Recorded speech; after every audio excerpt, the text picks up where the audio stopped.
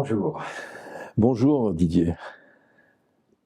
Je suis ravi de pouvoir faire cette vidéo avec toi parce que dans le combat que tu mènes, beaucoup de gens te jugent, te traitent de tous les noms et en fait je crois que peu de gens te connaissent, peu de gens savent ce que tu as fait réellement dans ta vie et tout ce combat que tu as mené en permanence sur lequel les vauriens se jettent pour créer une forme de discrédit, de cabale contre toi. Et je trouve ça absolument, d'abord très bas. Je trouve que ces gens-là manquent un petit peu d'humanisme et de hauteur. Et je voudrais que tu puisses t'exprimer, non pas sur ce combat-là, tout débat pas aujourd'hui, mais sur ce parcours de vie qui t'a animé et qui fait que on peut reconnaître ta force et ta puissance et tes valeurs. En tout cas, merci pour cette opportunité que tu m'offres là à présenter un petit peu effectivement le combat de ma vie. Un combat de ma vie qui est en fait marqué par deux termes qui sont la conscience. Le mot conscience est très très important pour moi. J'ai toujours cherché en fait à voir ce qu'il y avait derrière ce qui était visible, donc le côté caché des choses, et que j'ai très vite appris à comprendre que c'était une question de conscience. Et ça, mon combat est à la fois un combat de recherche, de chercheur, de gnostique, dans le cadre de la recherche de la vérité, qui est certainement inatteignable, parce que plus on apprend, plus on s'aperçoit qu'il y a toujours plus à apprendre. Et la caractéristique du gnostique, c'est de dire que je ne sais pas. Que plus on... Je sais que je ne sais je pas. sais que je ne sais pas, hein, Oui. du fameux chanteur, C'était Jean Gabin. c'était Jean Gabin. Arrivé à un certain âge, je sais que je ne sais pas. Et je pense que la sagesse, c'est de comprendre qu'on n'a pas de vérité, mais de toujours aller en quête de la compréhension de qui nous sommes, d'où nous venons, où nous allons, à quoi ça sert tout ça. Donc, à quoi ça sert et à quoi nous servons. et à quoi nous servons, effectivement, tout à fait, à quoi nous servons. Et bon, il y a des petites réponses qui arrivent, mais à chaque fois qu'il y a des réponses, il y a d'autres questions. Donc, ce qui fait que, mais c'est une quête sans fin, et ça, cette quête, elle a mû toute ma vie. Bon, j'ai 64 ans cette année, justement, dans quelques jours. Et en fait, le deuxième terme, il est liberté et paix, en fait. J'ai passé ma vie, à l'âge de 19 ans, j'ai créé ma première association, qui était une association basée sur l'oiseau de la paix de Bernard Benson. Ceux qui se souviennent un petit peu de ce concept de Bernard Benson, et en parallèle avec la bannière de la paix des œuvres de Nicolas Yorik, qui est un Russe en l'occurrence, et ça me permet de dire que j'honore la Russie, hein, dans cette belle quête historique et du patrimoine russe que j'apprécie énormément, y compris au niveau spirituel et religieux. Et donc je me suis donc dès l'âge de 19-20 ans engagé dans la promotion de la bannière de la paix, qui en fait est un axe un axe de recherche comme on dit, de la paix, comme la valeur de la paix tient à la culture comme valeur de paix. Et donc tout cet aspect culturel qui était pour moi, et qui demeure pour moi toujours très très important, la recherche de culture, qui sous-entend que quelque part on arrive à ce combat que je mène et qui nous amène ici aujourd'hui, c'est-à-dire la souveraineté, la différence, la différence de chaque peuple, de chaque individu, qui donne notre autonomie, notre indépendance. Et la culture, en fait, c'est partir du principe qu'on va s'enrichir des différences de chacun. C'est que chaque différence nous enrichit, et que c'est tout à fait à l'inverse de ce que l'on vit dans notre société aujourd'hui, où on veut faire une pensée unique, une normalisation, l'égalité, par exemple. On a peut-être l'occasion d'en reparler dans la fameuse liberté, égalité, fraternité. L'égalité tue à la fois la liberté et la fraternité. L'égalité, à part celle du droit, n'existe pas. Donc, on voit bien dans la nature, l'égalité n'existe pas. Donc, on est en dehors de la loi naturelle. La loi naturelle dit, dans ce cadre-là, que nous avons des différences et nous devons nous enrichir de nos différences. Et c'est vraiment le principe de base, un des principes de base qui ont guidé ma vie. Et à partir de là, je me suis rendu compte qu'on ne peut pas parler de paix, de valeurs qui amènent l'harmonie des peuples et l'harmonie des humains, sans en fait être confronté à la liberté. Et j'ai fait ma carrière en tant que dans l'éducation nationale, dans le domaine privé, mais enfin de toute façon c'était l'éducation nationale. De toute façon les inspecteurs sont bien du public. Et en fait j'ai travaillé plus de 30 ans dans l'éducation nationale et en tant que documentaliste particulièrement, l'essentiel de ma carrière ça a été ça. Donc dans le côté éclectique de la recherche, de l'enseignement et de la recherche. J'ai cherché avec mes élèves à leur faire prendre conscience de cette notion de liberté, de culture. T'étais prof de français ou de philo? Non, j'ai été après, je me suis mis français philo après quand j'ai quitté l'éducation nationale. Bon, j'avais en fait une formation de psy. J'ai fait ma formation en psychologie à l'université de Lille, en psycho puis en sociologie un petit peu, que je n'ai pas terminé parce que j'ai eu la chance d'avoir un poste avant et puis j'avais plus besoin de formation à l'époque. C'était plus le donc en fait ce poste que j'ai eu, que je ne regrette pas, c'est un superbe poste que j'ai eu l'occasion d'avoir en lycée d'abord et en collège ensuite, où l'objectif était justement de travailler sur la culture et donner cette culture aux élèves. En plus de 30 ans, j'ai eu des milliers d'élèves quand même, c'était un gros établissement scolaire. Et en fait, ça m'a permis vraiment de donner cette notion de faire comprendre que la culture passait aussi par l'information et par la gestion de l'information. Et souvent, j'expliquais aux élèves que le premier pouvoir, on dit que c'est le quatrième, mais que le premier pouvoir, c'était effectivement l'information, les médias, etc. Et c'est ce que on voit maintenant, d'ailleurs. L'information, c'est ce que les gens vont chercher en premier. Alors, on n'est pas connu s'il n'y a pas de médias. N'importe qui, n'importe quel homme très connu maintenant, d'un côté, il n'y a plus de médias, il n'existe plus. Donc, ce qui fait la force de quelqu'un, c'est le fait qu'il soit reconnu. On aura l'occasion d'en reparler après par rapport à la Savoie, c'est le fait de médiatiser. D'où l'intérêt d'avoir avec nous au gouvernement de l'État de Savoie un ministère de la communication géré entre autres par notre ministre Didier Reynac. Voilà, donc merci à toi. Donc alors en fait, au niveau de ma carrière, j'ai beaucoup travaillé là-dedans et ce qui m'a intéressé. Enfin, je suis tombé dedans sans le vouloir en fait. J'étais mu par cette notion de liberté, de défense de l'injustice, l'importance de la paix dans le monde, etc. Et eh bien, il se trouve qu'en tant que prof, j'ai été très très vite délégué de personnel et j'ai fini défenseur au prud'homme. Donc c'est ma fibre. Pendant 16 ans, en fait, j'ai été défenseur personnel, mais pas simplement au niveau de mon établissement scolaire, mais aussi dans le côté.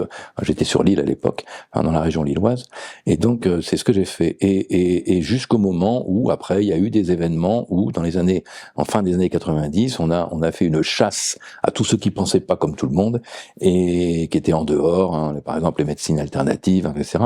Et je me suis donc engagé là pendant plus de 15 ans dans le cadre de la défense de la liberté de conscience en France sur les articles 9 et 10 et 11 d'ailleurs de la Charte européenne des droits de l'homme. Donc à partir de là, j'ai passé toute ma carrière jusque-là à défendre la liberté de conscience, la conscience aussi, quand on reprend le terme de conscience. Puis bon, voilà, jusqu'à il y a peu de temps, je peux peut-être préciser aussi que j'ai 5 enfants, que j'ai 3 garçons et 2 filles. Dans les 2 filles, j'ai une fille handicapée qui a plus de 20 ans maintenant, qui va avoir 23 ans cette année.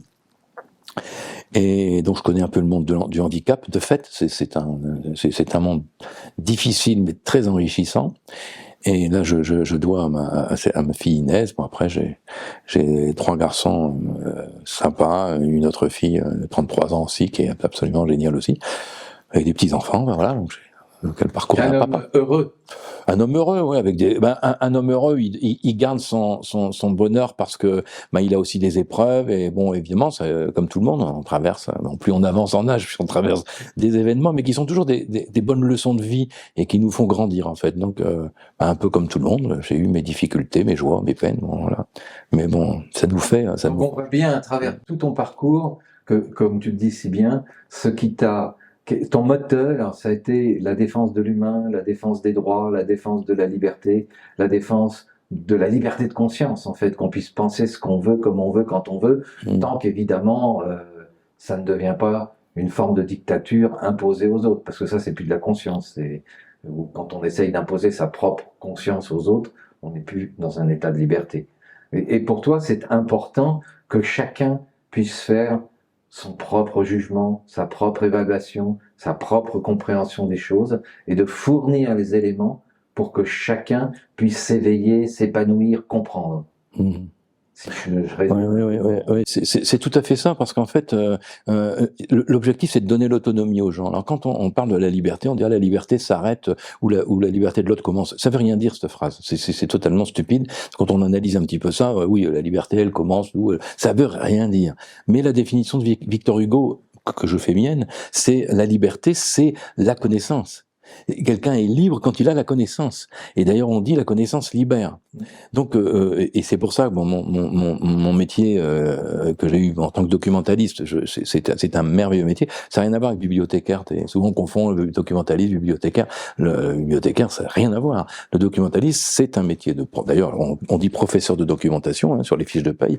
Donc, c'est un métier où on a un bon tiers de notre semaine de travail hebdomadaire d'enseignement auprès des élèves, et on forme les élèves à apprécier l'information, à la trier, surtout d'ailleurs ce qui se passe sur Internet et ailleurs. Donc comprendre en fait que comment on peut se faire manipuler, analyser des images, comment faire des dossiers pour comprendre, devenir autonome. Et c'est tout ce qui me concerne, moi, c'est l'autonomie. Donc, à t'écouter, ce qui a été ton moteur pendant des années, c'est la défense de l'humain, c'est la défense de la liberté de conscience. Mais avec tout ce que tu as fait, tu aurais pu avoir des postes de pouvoir, tu aurais pu manipuler le système, mais on t'a jamais vu là-dedans. Et cette force-là, parce que tu as dû prendre quand même un paquet de coups sur la tête, t'en prends encore, et vouloir faire en sorte que les gens comprennent par eux-mêmes, éveillent leur conscience. C'est le combat de ta vie, puisque dans ton enseignement, c'était ça qu'on trouvait. Et aujourd'hui, qu'est-ce qui fait que tu as encore envie de continuer? En fait, je parlais tout à l'heure de conscience. Or, quand on parle de conscience, on parle de niveau de conscience. Ce sont des faits. C'est-à-dire que la conscience d'une plante, parce qu'on sait que les plantes ont une conscience, elles réagissent.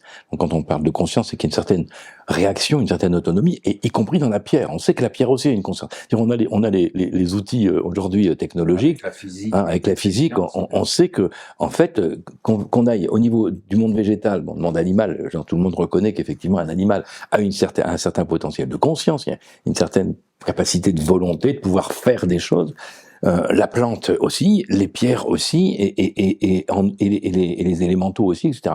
Donc aujourd'hui, quelque part, quand on regarde, pour ça que le terme conscience est tellement important pour moi, c'est que, et je m'écarte pas de ta question, tu vas comprendre pourquoi, c'est que en fait, on s'aperçoit qu'en fait, il n'y a qu'une chose, c'est le mot conscience. Il y a que de la conscience partout, mais à des niveaux particuliers.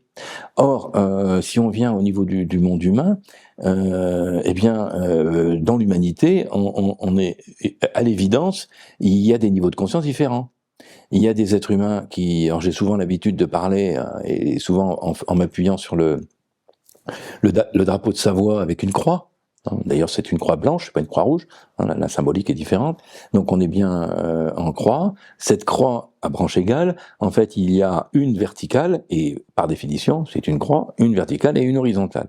Donc, il y a des êtres humains qui sont totalement encore dans l'enfance de la pensée, on dira, qui date déjà, même des fois, il y en a qu'on demande s'ils pensent, plutôt que subir, ils pensent par eux-mêmes, et qui sont totalement dans l'horizontalité, dont l'objectif est uniquement de consommer, d'avoir, se satisfaire. Et plus on avance en conscience, et ça, tout le monde peut le voir, on a autour de nous des gens qu'on appelle des gens un peu ordinaires, consommateurs. Tu parlais du terme un petit peu de vaurien des fois, parce que tout à l'heure que je disais qui tout compte fait ne pense qu'à une chose, c'est leur propre satisfaction. Et plus on avance en conscience, plus on est tourné vers l'autre. Et le fait de se tourner vers l'autre, c'est sortir de son horizontalité pour aller vers la verticalité. Et un être qui est dans la verticalité, sa priorité n'est plus lui-même. Sa priorité, c'est l'autre. Et pour lui, c'est aussi vital que manger, boire, dormir, etc. Il se pose même plus la question. C'est ce qu'on appelle celui qui va servir, et il sert au détriment de lui-même. C'est d'ailleurs ce que l'on fait. Je ne parle pas que moi, mais toi c'est pareil, parce que je sais que tu as à peu près la même dimension dans ta carrière, d'aller chercher la beauté, le service, l'amour et l'aide aux autres. On ne peut pas faire autrement. C'est aussi vital qu'avoir envie de boire ou manger. On n'arrive pas à faire autrement. C'est pour nous, c'est le moteur de vie. Donc pourquoi est-ce que ouais, mais évidemment, tu disais tout à l'heure, j'en prends encore plein la gueule aujourd'hui. Oh que oui, hein, mais bon, mais parce que on sait qu'il y a des gens qui sont encore dans l'horizontalité, qui n'ont pas compris ce que l'on fait, et ils croient que c'est contre eux, alors qu'on travaille pour eux, et donc tout leur travail, c'est d'aller lutter contre nous. Comme si c'est très dur pour des gens, d'abord, ils ont un champ de conscience, mais peut-être très limité, de croire qu'il y en a d'autres qui travaillent pour eux et qui travaillent pour leur bonheur, pour la paix, pour la justice, etc. Et parce qu'en fait, on est dans un monde depuis des dizaines, voire presque même des centaines d'années, où en fait, les gouvernements, les organisations ne travaillent pas pour le peuple. Ils travaillent pour servir un certain nombre d'oligarques, d'entreprises, d'industries, etc., etc. Donc, le peuple, et qui sont souvent des braves gens assez extraordinaires, on leur a retiré la religion, on leur a retiré tout ce qui leur permettait justement de se développer dans cette verticalité. Et puis là, tu arrives, ou nous arrivons, en offrant une réponse par rapport à un territoire, par rapport à un pays, et en disant mais on peut faire autrement, on peut faire mieux, et on n'est pas avec le slogan du Great Reset, vous n'aurez plus rien et vous serez heureux, mais on vient en leur disant non, non, vous allez avoir un peu plus et vous serez heureux. Et ça, c'est pas crédible, puisque l'ensemble des médias sont en train de façonner, de laver les cerveaux pour les préparer à n'avoir plus rien et à être heureux. Donc ils sont en train de faire le grand écart sur le plan de leur âme, de leur conscience, de leur vie. Ils savent plus où donner de la tête.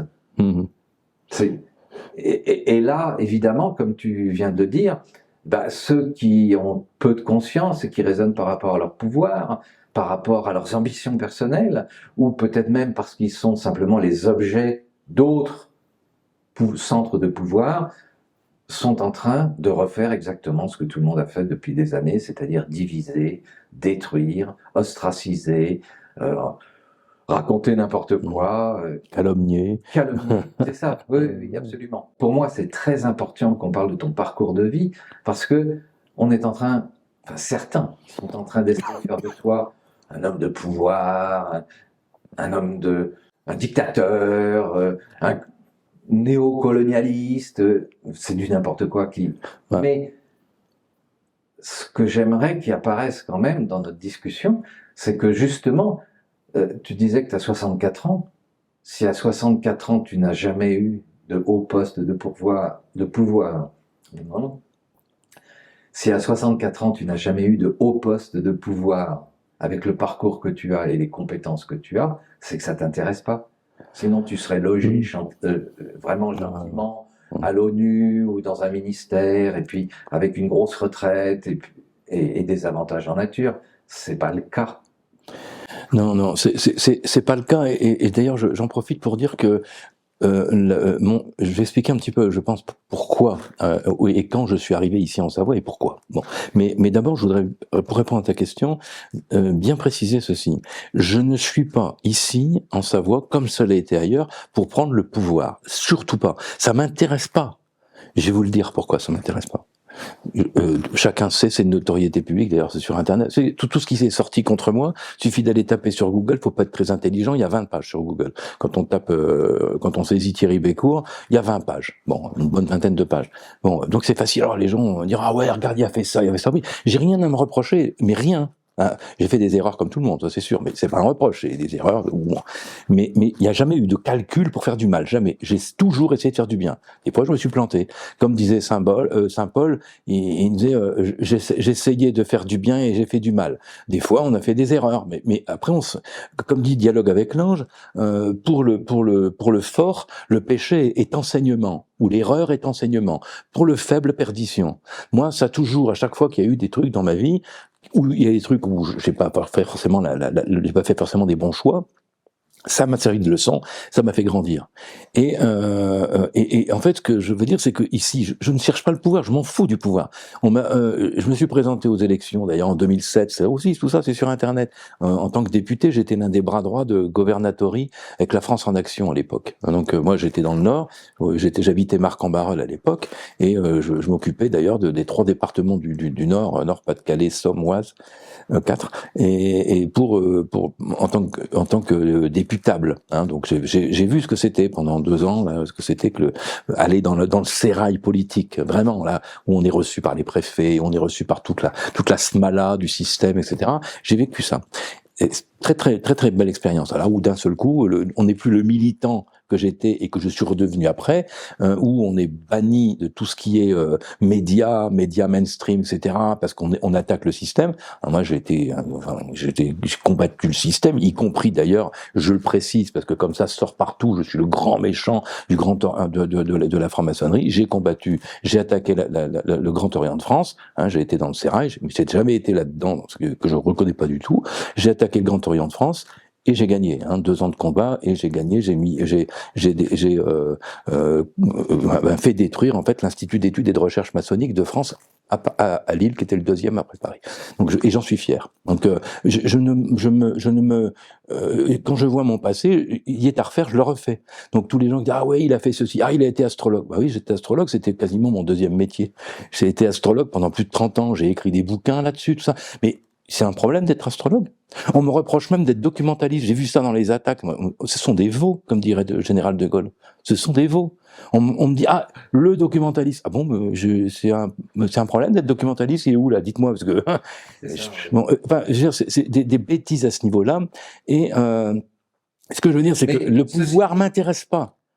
J'aurais pu l'avoir. On est venu me chercher au Parti Socialiste à Lille. On dit tiens Thierry, avec ce que tu fais, tout ça, tu peux avoir un poste. Aujourd'hui, peut-être qu'effectivement, j'aurais. Bon, j'ai plus rien. En fait, j'ai ma retraite et puis c'est tout. Je suis locataire. Hein. Alors on me dit, il est locataire. Bah oui. Non, c'est pas avec la Savoie que je vais gagner ma vie. Hein. Alors là, c'est plutôt le contraire. Hein. On ne fait pas ça pour ça. On fait pas ça pour ça.